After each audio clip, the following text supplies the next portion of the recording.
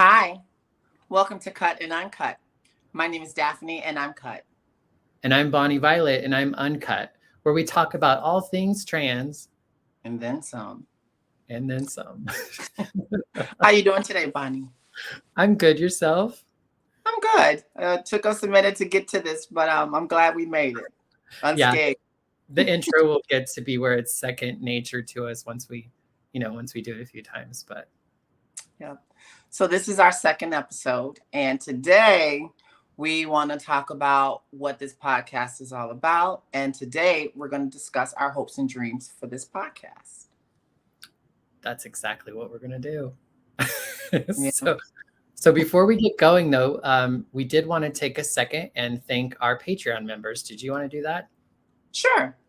Big shout out and a big thank you to our Patreon members, Skylar Bean, Jacob Blankenship, Elizabeth, Danielle Loyal, and Bertha D. Thank you and hugs and kisses. And if you're wanting to join our Patreon, you can check out the links in the description. There we go. Getting all the business done, right? Right. Get it all done and over with. Right. So for me, with this podcast, Bonnie, I am hoping to reach the masses and let people know that we are alive and we exist and we are just everyday people trying to make our way through this life. Nice. I'm like the masses. My first thought was like, but yeah, I mean, I think I have a similar hope as well. And just really, I mean, I am mostly like selfishly, I'm just eager to have these conversations with you. Like I've known you for a couple of years now, but we live in different cities, and so we don't get to see each other all that much. And we've had conversations on the phone and those sorts of things, but I feel like there's just so much of your life that I don't know, and I know there's so much of my life that you don't know. And I don't know. I'm really just curious, and I'm excited to get to know even more of you. And selfishly as well, I want to learn from you, as like a trans person who's been living in the life a little longer than I have. Like just being able to like learn from your wisdom and your experience. I'm just really excited about that. Thanks, Bonnie. Well, as you know, it has not been easy, and I want to give big thanks to the people in my life that have been very supportive on this journey for me because it hasn't been easy. I struggle with alcoholism. I struggle with insecurities. I struggle with love life issues, and I struggle sometimes with family and work. I guess it's basically kind of like what everyday people struggle. Just it probably weighs a little bit more on me because I feel different, and that the world sometimes treats me different, or that's my perception of it. So, yeah. And would you say that your transness causes you to feel different in the world, or more so than other things, or? definitely. Also because I'm Black, so you know how that kind of goes hand in hand with a lot of the judgment against me. I think growing up trans, I was bullied, picked on, and I felt separated and isolated. And I went to a lot of therapy, and I fought through it. I cried a lot. I drank a lot. I stayed to myself a lot, and I took a lot of abuse trying to find love. I just wanted love, and that's the biggest part of it. I think that the world needs a lot more love, and that's another thing that I really want to hope to spread through this podcast is love. That we're all here, just trying to make our way home to the upper room unscathed. Yeah. I think it's interesting because I think, I love that saying in the rooms and other places that you cannot transmit something you haven't got. And when we're talking about love, I think in some ways we have to receive love in order to give it. But I think I also kind of believe in like the fact that abundance and love is kind of already like it's already present. It's already a thing. I think the biggest thing is being able to receive it. And I don't think that we live in a time, and I know I struggle with, I think, trusting maybe people or circumstances enough to really kind of let myself Hmm. feel that love, or I can get caught up in other things that kind of take me away from, I think, the benefits, if you will, from being able to really soak up the love that surrounds us. Yeah. What to you is love? Can you explain to me what you Mm. are want to convey and you want to receive when it comes to the LOVE word? Yeah, I mean, I think ultimately love is, I think it's the ultimate connection.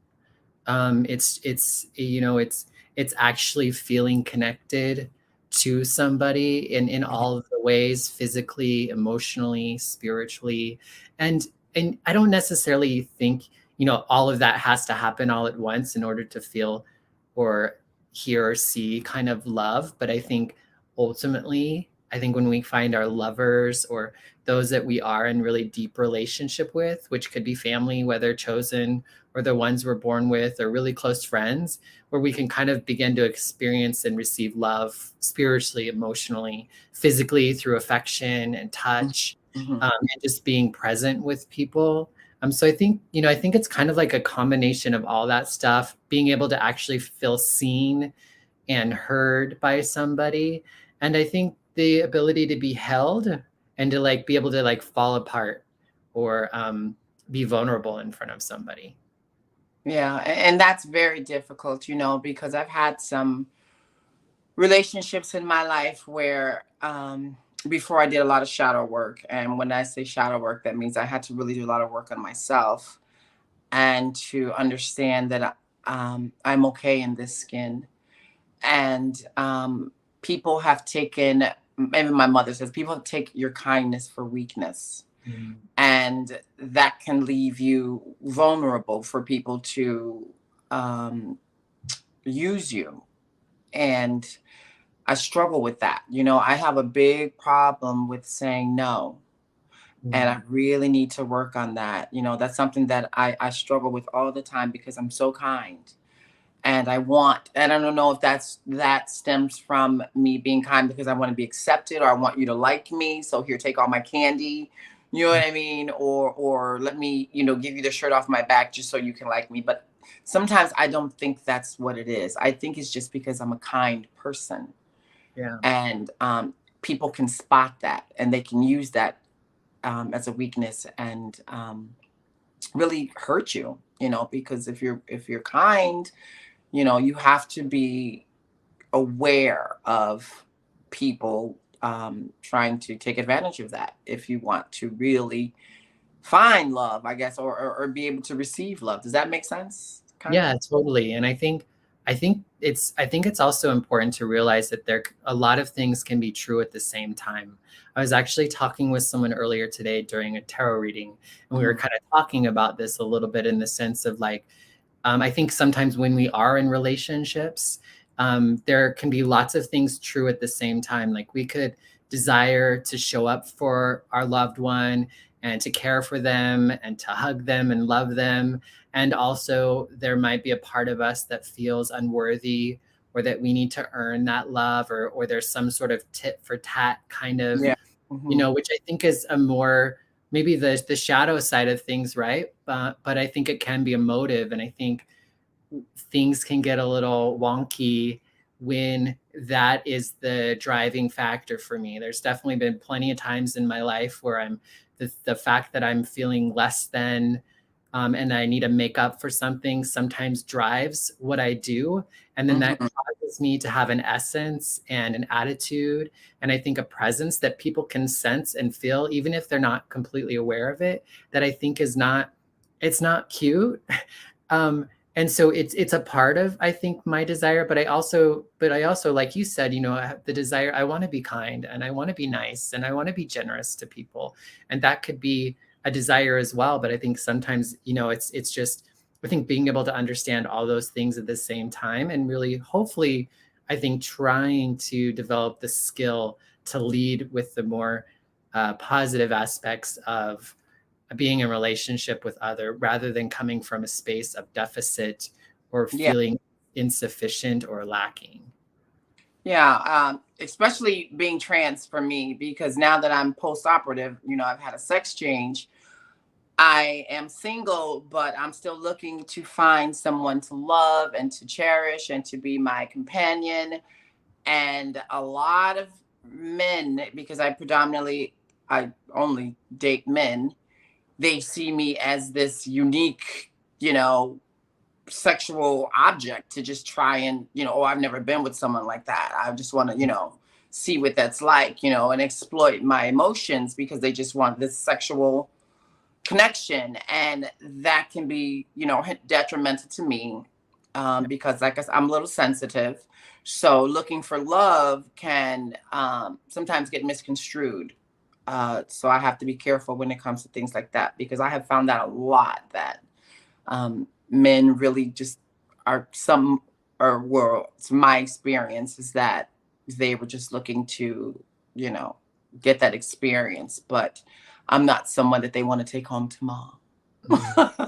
Yeah, and I don't think it's always like intentional. Like I think people could, think they're all for it and they're all into it, but then once it really comes into like being in the life with somebody who's trans, then it becomes this whole, especially I think when you're like in a heterosexual out facing heterosexual relationship and you don't identify as a queer person, but you're kind of, I guess, in a queer relationship, but not necessarily, but other people will kind of perceive that because they don't, most people don't understand what, to some people trans is gay and gay is trans, and like it's all part of the same, I don't know, All meal. balled up in there. Exactly. Like I don't think a lot of people can understand what the difference is between those two. So I think in a lot of ways, a lot of men or people who date trans people who haven't end up having to go through this process of like almost coming out and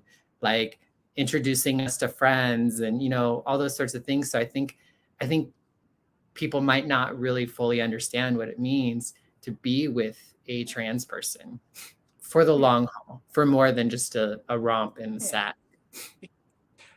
About my past relationship. That was probably the first time that I've actually experienced what I would perceive as a normal relationship.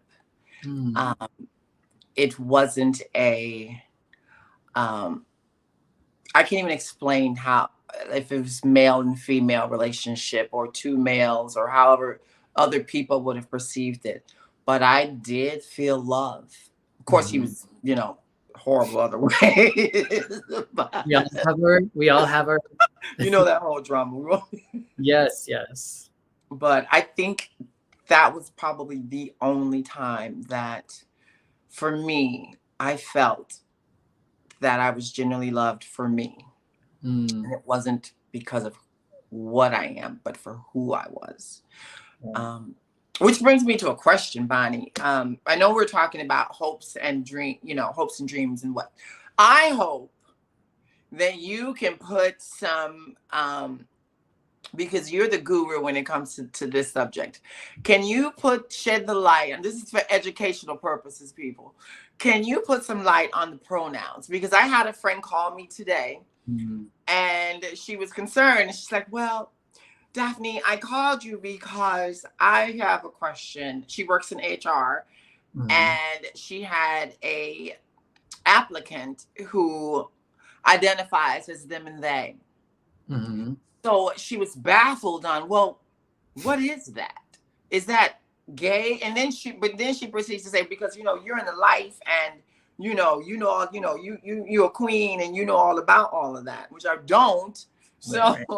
can you shed some light on that? Because I really hope that we can also get people to understand what it is to have pronouns.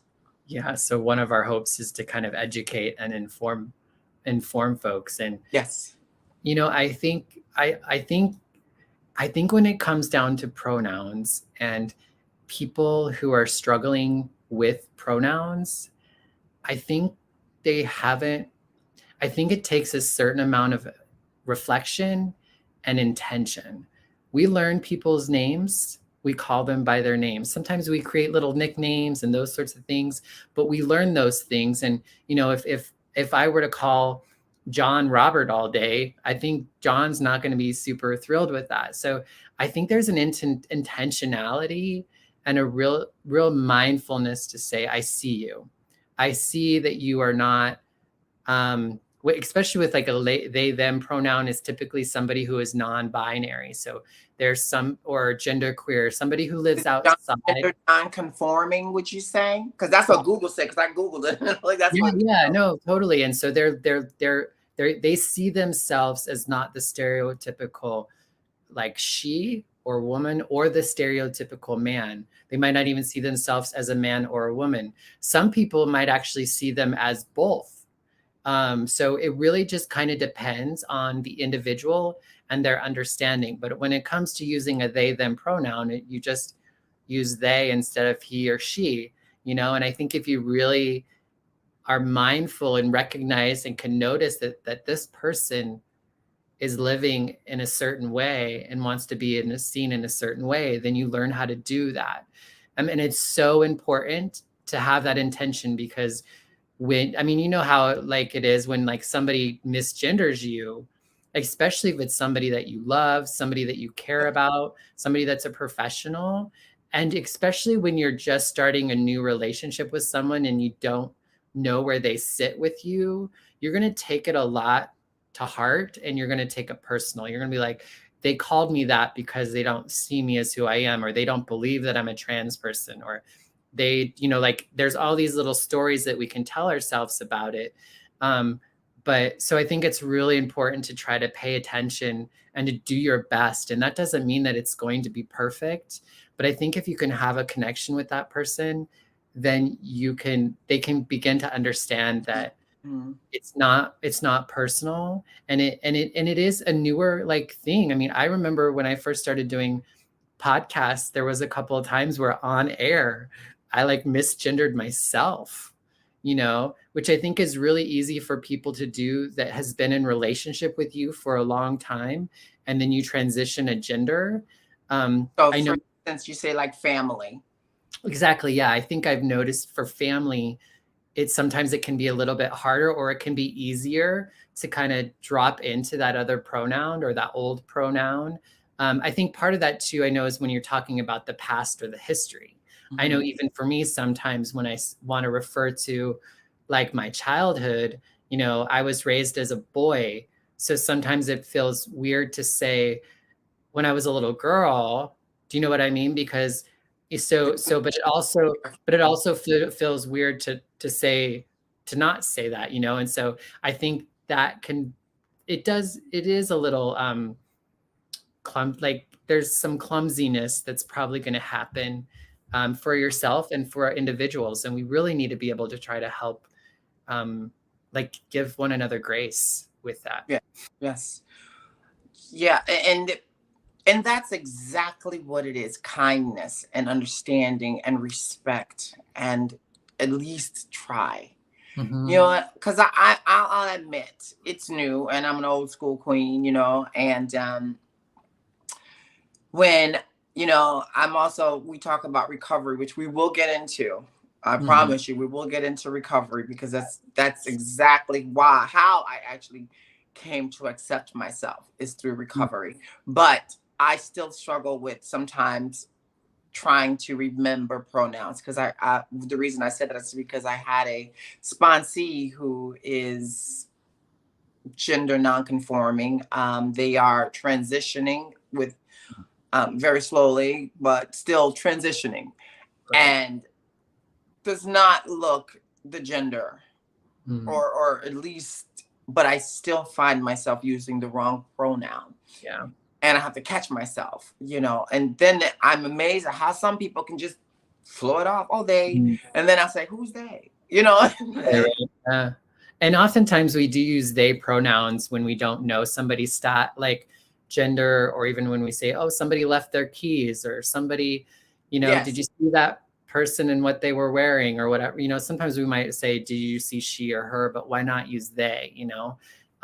I think a lot of the times, even just practicing they Do you think can it's an age thing, like the millennials or the? I think there How do is you a that? I think there's a cultural understanding. And so I do think it's something that speaks to our culture and time. But I don't think that being non binary or gender non conforming or even a they them is a new thing. But it is newer in the sense that we're identifying with that and we're naming it something. Whereas I think, there's a lot of like folks that are a little bit older who would never identify as trans.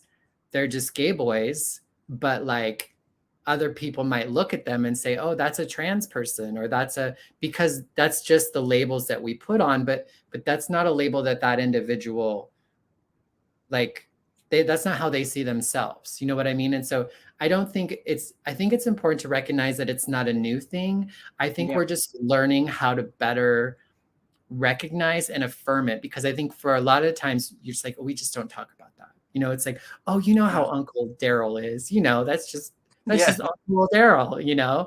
Whereas I think now we're just trying to be a little bit better. And I think people are wanting to really be seen more wholly, and to not have to leave that part of themselves in the dark or in the closet. You know what I yeah. mean? Hmm. So I think it's really just a part of growing, and I think it's a part of us wanting to I think individuals are really demanding, I think, and not in a bad way, but they're owning who they are and how they are in the world a little bit more. And Hmm. I think, and I don't even know if more, but I think there's the element of that. And I think also people are just feeling, I think people also want to be kinder and better with people who are different than themselves Yes. in And general. sometimes I get so comfortable in my role as female now, and I'm so happy. You know what I mean? It's the best thing that has ever happened to me. And when I struggled with the comfortability and the acceptance of me, like, this is who you are, Daphne. Mhm. Um, So that was a journey for you too, even though you like knew it and you started the process, there was still kind of those moments of like yeah, struggling to see yourself even fully. yeah, yeah, and I think that not as much anymore, because I don't even see myself as, to be honest, female or male. I just see Daphne.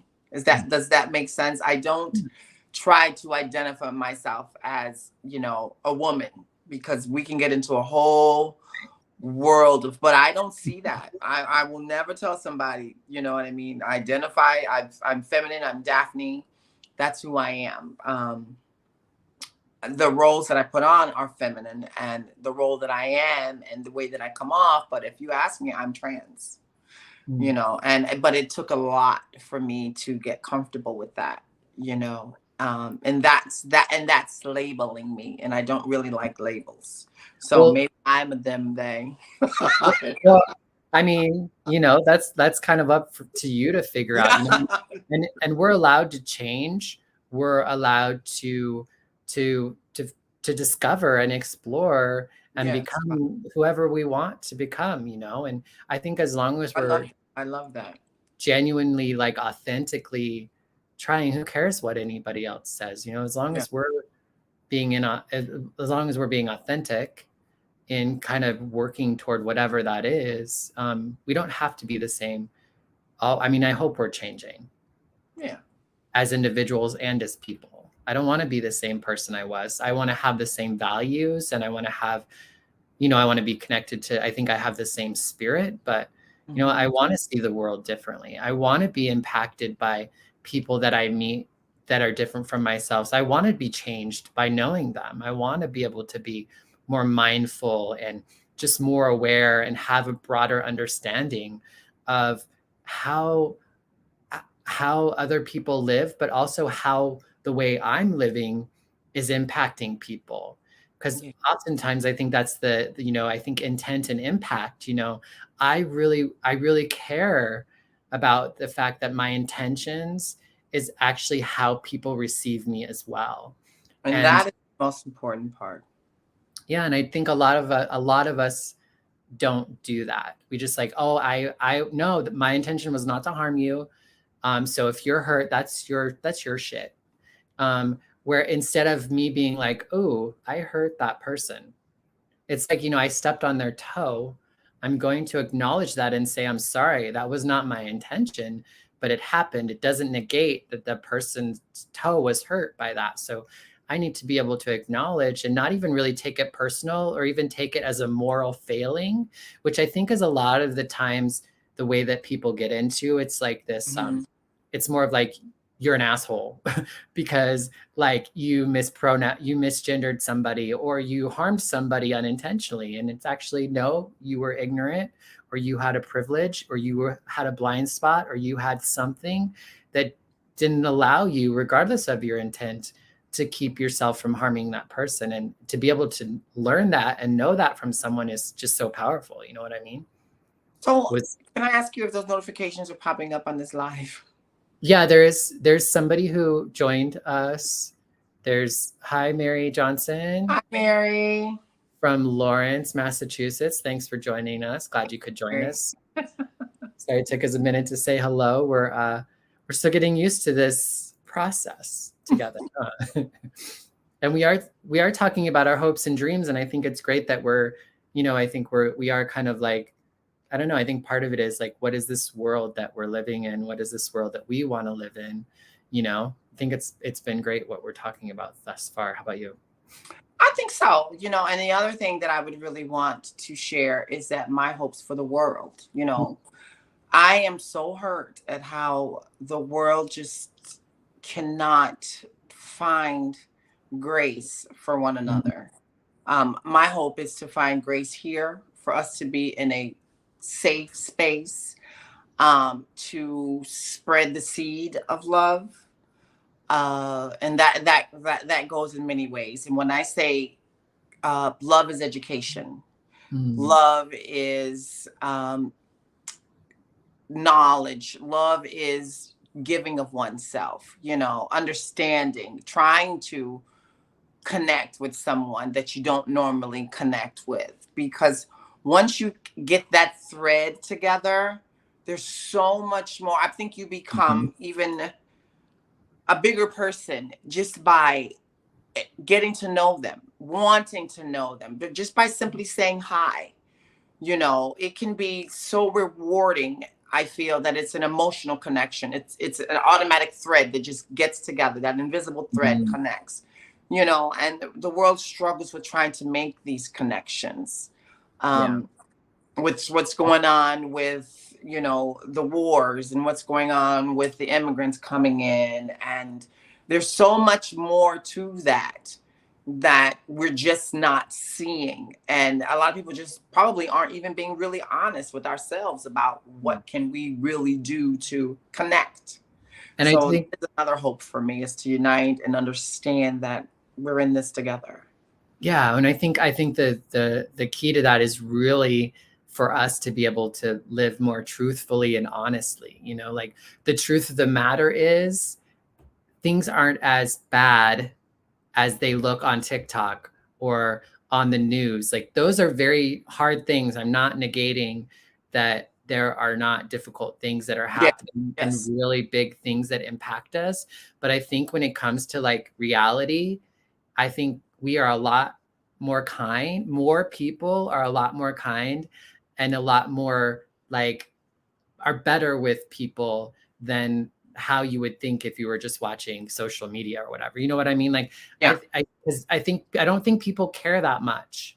I don't think people even care that we're trans. That many people really care. They're like, okay, you're trans. Like, I don't care. Move on. It's like, I don't have an opinion, which is the way it should be. None of us should really have an opinion on somebody else's life. You know what I mean? And I think that's the truth of it. I think most of us don't really care unless you're harming me, and then that's when I begin to care. So, I mean, I think there is like this delusion and this perception of the separateness and the lack of connectedness. That, I mean, the truth is that we're all connected. There isn't anything that I do that doesn't impact other people. And I can lie to myself, and I can create boundaries and these pretend walls and all these sorts of things to kind of like make me believe that there's that separation, but that's not the truth of it. So I think we have to really get to the point of just because there's a border, why does that, I don't know, like why is, I don't know, my Alexa is talking to me. I hope you weren't You hearing that. heard you say that word. I know my Alexa was like, you have it. I'm like, shut up. I tried to talk over her, but anyhow. She wants to be on the podcast too. So Yeah. yeah, but that's one of the things. And I hope to find people who want to share some of their experiences and Mhm. bring them to the table. A lot of other things that I hope to talk about is abuse. I want to have an open space about all these things. I want to talk about recovery. I keep talking about that because that's the biggest part of who I am today, Mm. is the recovery part. I also want to talk about the race relations because that's also who I am today. I Yeah. also want to talk about parents. I also want to talk about upbringings. All of that stuff is what I hope to bring Yeah. forward. And I definitely want to talk about fashion. Right. Well, I'm hoping for us to be able to like to also like I hope for us to be speaking and talking about the solution and Yeah. kind of being on the other side of things, because I know like I've struggled with enjoying so much of life and tapping into a lot of these different things. And so like I hope to be on the other side and to be able to actually speak into the other parts of existing as a trans person or a person in this day and age or whatever. And so like I'm eager and excited to be on the other side and to not identify so much with the struggle and the conflict and the lacking, and really be able to focus on the abundance and like moving forward, not in a way that's like blind or like unauthentic, but be able Mhm. to really let a more positive aspect really animate my body and let that drive me to do or not do what I do in life versus fear or pain or hurt or any of those things that I tend to um I think I've just been doing a lot of shadow work the last couple of years. So Yeah. I'm excited to have done that. I understand the value in it, but I'm really, really looking forward to starting to be on the other side of that in an authentic way. I love that. So, what do you do when you find yourself in these situations Mm. where you want to make a difference and you want to show the world that, hey, I can do something to be a part of the positive? What are some things that you do, and what would you recommend someone that wants to do some things like that? Yeah, I think to some degree, I'm figuring that out in a lot of ways because I used to navigate and get through the world and do shit and accomplish things through a lack of, I was kind of blinded to some of the wreckage that I was causing or the harm that I was causing, or you know what I mean? And so, you know, Baxter. I much of my younger years, I just pushed through. I often say I chased the glitter. I only chased the light instead of the light and just pretended that there wasn't hard things, there wasn't difficult things, and I just kind of ran from it and avoided it. Um, and then I think there's a sense of over identifying with it as well. Yeah. Letting that become my personality or my how I see myself in the world. And so I think the big thing is being able to, as I was talking with someone earlier, it's like I'm no longer some of my wounds are healed, and I really need to like step forward with that healing, and again lead with the healing versus the hurt, Yeah. or the pain or the wound, so to speak. Yeah. I think these types of podcasts and things like that, they really help Also community helps, finding groups that you can feel relation to. I think a lot of people just don't know what resources are out there for whatever it is that we can do our part in. You know, even if it's just a one-on-one conversation, having a coffee date, or you know, putting yourself out there to, you know, AA was that for me. Fellowship was that for me. You are that for me. And these are all positive things that I can grow to be comfortable. Yeah. Stop it. These are all, and my sister, Lord Jesus, my sister in counseling. Mhm. Those things really help me and ground me to want to go out there and just tell my story and hopefully connect with someone that can relate and want to share their story so I can connect and relate and have that understanding that, hey, I hear you. You Mhm. know, my sponsor told me once, you know, we Oh, oh. Well, she ended up popping off for a second. Apologize for that. Let me fix this real quick. And now you get to see the rest of the background, but hopefully she'll be able to pop back in with us. I'm not sure what happened. If you're watching and you're in the comments, if you have any questions or anything, feel free to pop them in there now. And I'm just going to check in with, this is like the joys of doing live recordings with a live audience, that these sorts of things are going to happen. So bear with us.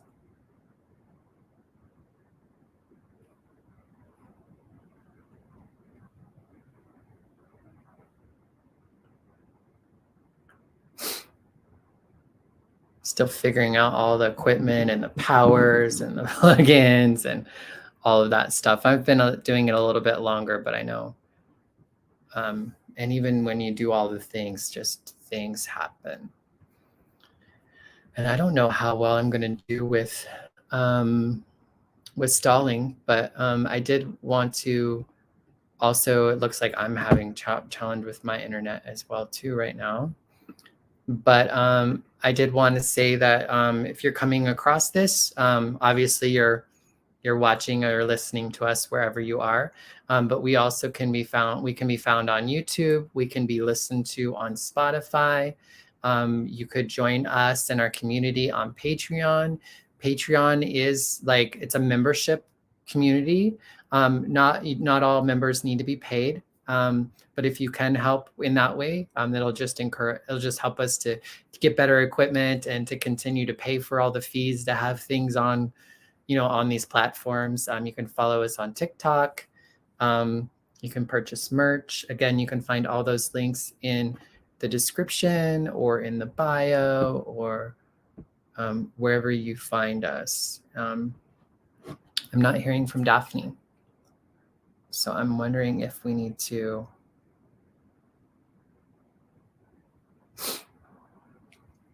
take a break, maybe. Any questions in the audience?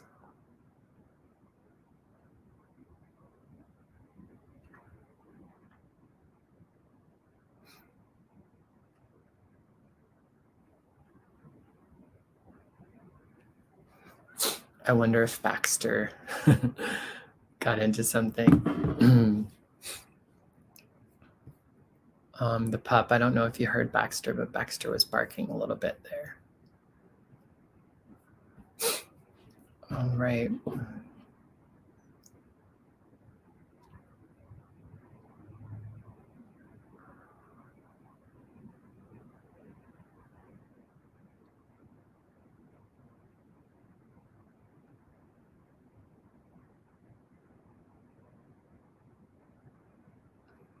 I'm going to try calling her real quick.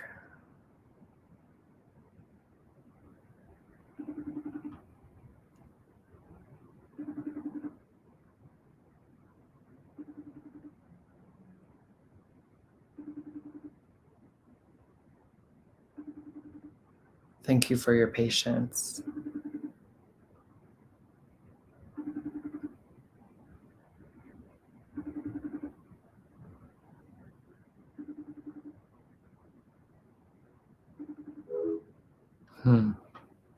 She is not responding to phone or Facebook or anything. So I'm wondering if maybe there's a power issue or internet issue or something in Chicago.